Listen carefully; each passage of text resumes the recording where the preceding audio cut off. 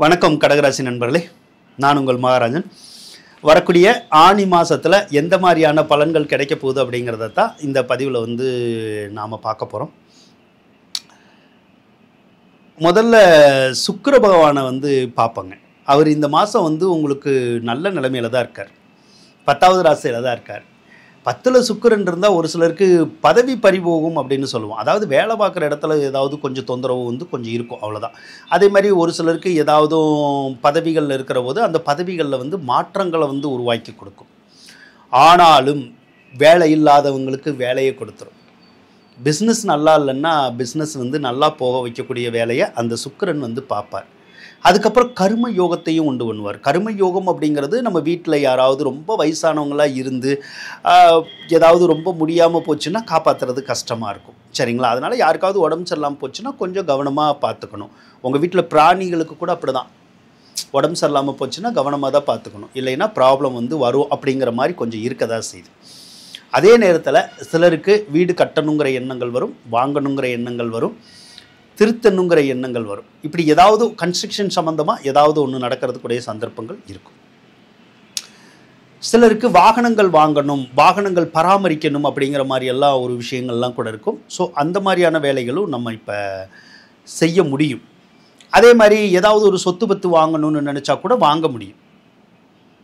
ஆக அந்த மாதிரியான ஒரு நல்ல விஷயங்கள் எல்லாம் அந்த சுக்கிரன் கண்டிப்பாக உங்களுக்கு செஞ்சு கொடுப்பாருங்க.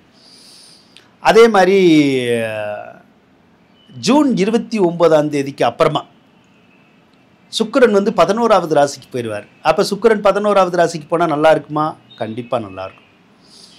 ஆடை ஆபரணத்துறையில் நல்லாயிருக்கும், அவங்களுக்கெல்லாம் ரொம்ப சிறப்பாக இருக்கும். அதே மாதிரி இந்த கலைத்துறையில் இருக்கிறவங்க, சினிமா, நடனம், நாட்டியம் அந்த துறையில் இருக்கிறவங்க, கட்டடக்கலைத்துறையில் இருக்கிறவங்க, காஸ்மெட்டிக்ஸு, அதுக்கப்புறம் இந்த பியூட்டிஷியன் மாதிரி இருக்கிறது, மாடுலர் கிச்சன் மாதிரி எல்லாம் இருக்காங்கல்ல, அவங்களுக்கு பூராமே ஒரு நல்ல யோகங்களை கொடுக்கக்கூடிய ஒரு மாதம்தான். அதே மாதிரி எதிர்பாராத நன்மைகளை கொடுக்கும், எதிர்பாராத திருப்பங்களை கொடுக்கும், எதிர்பாராத உதவிகளை கொடுக்கும்.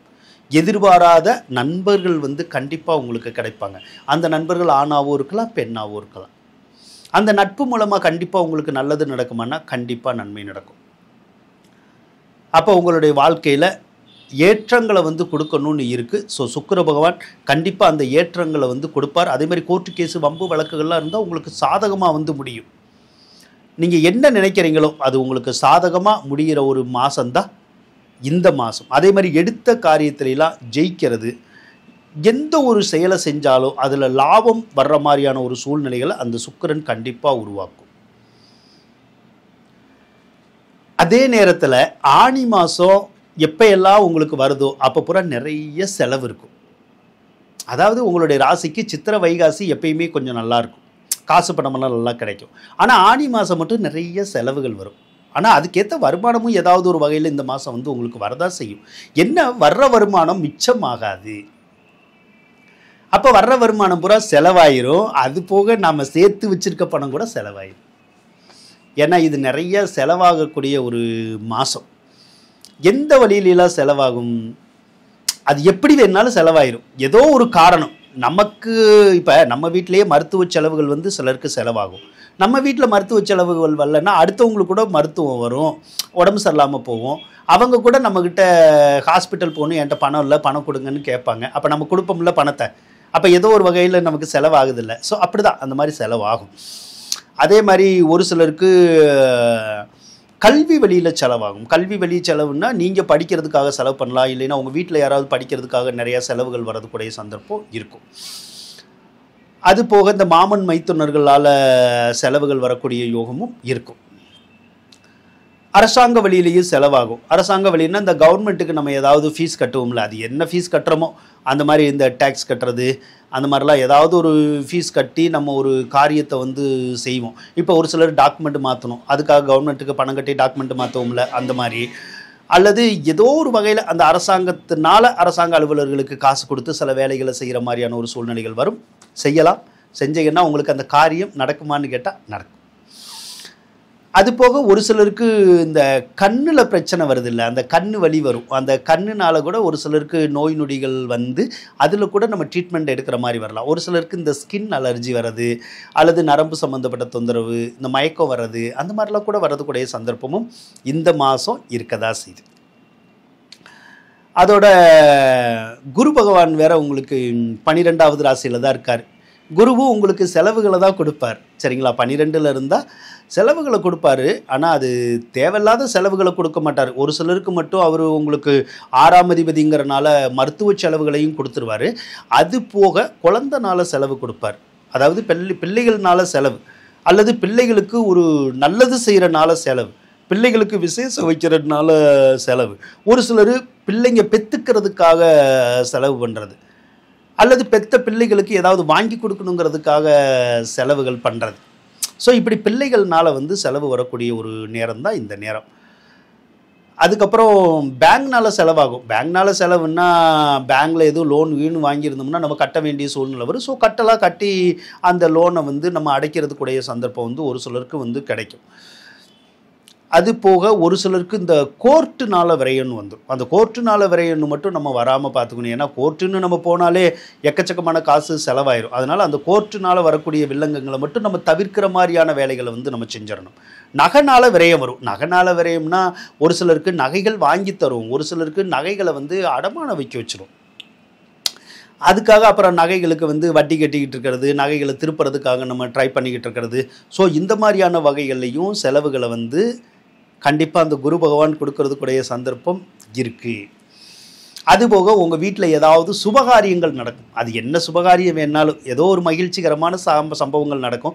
அதனால கூட நமக்கு கொஞ்சம் செலவுகள் வந்து வரும். 2வது இடத்துல செவ்வாய் வேறு இருக்குல்ல, செவ்வாயும் நல்லது தான் செய்யும். ஏன்னா செவ்வாயும் உங்களுக்கு காசு கொடுக்கக்கூடிய கிரகம் தான். அதே மாதிரி தொழிலை வந்து சிறப்பாக ஓட விடக்கூடிய கிரகம். அப்போ ஏதோ ஒரு வழியில் காசு பணமும் வந்துடும், செலவுக்கேற்ற அந்த வருமானமும் கிடைக்க தான் செய்யும். அதனால் நல்லா தான் இருக்கும். சனி பகவான் மட்டும் அஷ்டமஸ்தானத்தில் இருக்கார். இதை நீங்கள் நல்லா பார்த்துக்கணும். மொத்தம் சனி பகவான் வந்து அஷ்டமச்சனியாக 2.5 வருஷம் இருப்பார். வாக்கிய பஞ்சாங்கத்துப்படி சனி பயிற்சி இன்னி வரலை. நீங்கள் வந்துருச்சுன்னு நினச்சி எதையாவது யோசிச்சுக்கிட்டு இருக்காதீங்க. சனி பகவான் வந்து அடுத்த வருஷம் மார்ச்சில் தான் வந்து பயிற்சி ஆகும். அந்த சனி பகவான் என்ன செய்வார்? சனி பகவான் வந்து பொதுவாக அந்த கணவன் மனைவிக்குள்ள சண்டைகளை வந்து ஒரு சிலருக்கு இழுத்து விட்டுருவார். அதன் மூலமாக கணவனே மனைவிக்கு எதிராக மாறுறது, மனைவியே கணவனுக்கு எதிராக மாறுற சூழ்நிலைகள் கூட ஒரு சிலருக்கு வந்து இருக்கும். அதே மாதிரி ஒரு சிலருக்கு திருமணம் பண்ணணும்னு நினச்சா திருமணம் பண்ண விடாது. அதில் வந்து தடங்கள் இருந்துக்கிட்டே இருக்கும். அல்லது ரீசெண்டாக திருமணமாக இருந்தால் கூட ஏதாவது ஒரு கருத்து வேறுபாடு, சண்டை சச்சரவு வந்து கொஞ்சம் இருக்கும். ஒரு சில கடகராசிக்காரவங்க பார்த்தீங்கன்னா அந்த கணவன் மனைவி வந்து சேர்ந்து இருக்க மாட்டாங்க. யாரெல்லாம் சேர்ந்து இல்லாமல் இருக்காங்களோ அவங்களுக்கெல்லாம் பெரிய பிரச்சனை வராது, கணவன் மனைவிக்குள்ளே சண்டை வராது, பெரிய நோய் நொடிகளும் வராது. ஒருவேளை கணவன் மனைவி சேர்ந்து இருக்கிறவங்களுக்கு மட்டும்தான் சண்டை வரும். அப்படி உங்களுக்கு சண்டையே வரலைன்னா கூட உங்கள் கணவனோட மனைவியோட ஏதாவது ஒரு சில அந்த கருத்து வேறுபாடுகள் இருக்கும். அதோட உங்களுக்கு அடிக்கடி உடம்பு சரியில்லாமல் போகும், இல்லைன்னா அவங்களுக்கு அடிக்கடி உடம்பு சரியில்லாமல் போகும். பொதுவாக நமக்கு இந்த கை கால் வலி வருதில்ல, அது வர்றது, முழங்கால் வலி, முதுகு வலி எல்லாம் சொல்கிறோம்ல, அது வந்து ஒன்று நமக்கு வரும், இல்லைன்னா நம்ம வீட்டில் இருக்க அந்த கணவன் மனைவிக்கு வந்து வந்துடும். பொதுவாக வந்து இது வந்து கொஞ்சம் தடங்களுக்குடைய கிரகம். அதே மாதிரி கொஞ்சம் ஹெல்த் பிரச்சனையை கொடுக்கக்கூடிய ஒரு கிரகம். அதனால் கொஞ்சம் கவனமாக தான் இருக்கணும் அந்த அஷ்டமச்சனிங்கிறதுனால மட்டும். ஆனால் ரொம்ப பயப்படுற மாதிரியான ஒரு சூழ்நிலை இல்லை. இருந்தாலும் உங்களுடைய கணவன் அல்லது மனைவிக்கெல்லாம் ஏதாவது உடம்பு சரியில்லாமல் போச்சுன்னா உடனே பார்த்துக்குங்க. உங்களுக்கு உடம்பு சரியில்லாமல் போனாலும் பார்த்துக்குங்க.